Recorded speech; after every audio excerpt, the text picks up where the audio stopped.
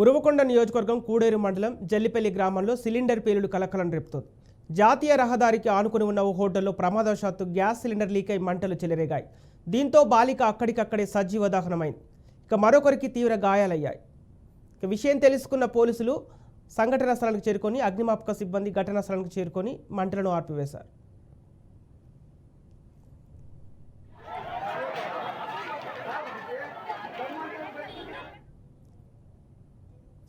ప్రమాదంలో గాయపడ్డ మరో బాలికను అనంతపురం ప్రభుత్వ ఆసుపత్రి తరలించారు.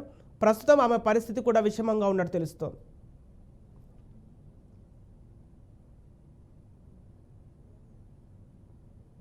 ఈ ఘటనకు సంబంధించిన పూర్తి డీటెయిల్స్ మా ప్రతినిధి రవిచంద్ర అందిస్తారు. రవిచంద్ర, సంపత్ ఏదైతే ఉరవకొండ నియోజకవర్గం కూడేరు మండలం జల్లిపల్లి గ్రామంలో ఈరోజు ప్రధాన రహదారిలో ఈరోజు అయితే ఉన్న హోటల్లో ఈరోజు గ్యాస్ సిలిండర్ గ్యాస్ లీక్ కావడం వల్ల ఈ మంటలు ఒక్కసారిగా ఎగిసిపడ్డాయి.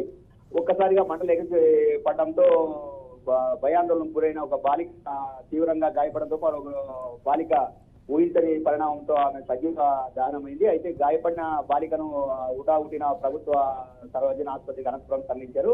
అయితే ఈ సంఘటన జరిగిన వెంటనే ఇది ప్రధాన రహదారిలో ఉండటం వల్ల వెంటనే గ్రామస్తులంతా కూడా వచ్చి ఈ మంటలను ఆర్పేసే ప్రయత్నం చేశారు. మరోవైపు ఏదైతే అగ్నిమాపక శాఖ అధికారులు కూడా సమాచారం అందించారు. అటు ఉరవకొండ ఇటు అనంతపురం నుంచి కూడా సకాలంలో అగ్నిమాపక శాఖ వాహనాలు వచ్చేలోక ప్రమాదం జరిగిపోయింది కావడం వల్ల ఈ ఘోరం జరిగింది.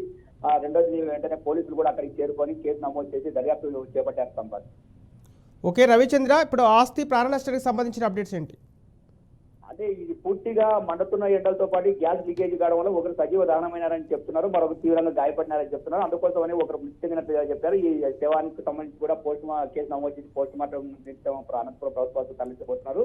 మరొకరు తీవ్రంగా గాయపడిన వారిని వైద్య చికిత్సల నిమిత్తం అనంతపురం తరలించారు. పూర్తి స్థాయిలో మంటలను అయితే అదుపులోకి తెచ్చారు. మరో పక్కన ఉన్న హోటల్ కానీ ఇళ్లలోకి మంటలు వ్యాపించకుండా పూర్తిగా మంటలను అయితే అదుపులోకి తీసుకొచ్చారు. సంపత్. ఓకే, సహాయక చర్యలకు సంబంధించిన అప్డేట్స్ ఏంటి రవిచంద్ర?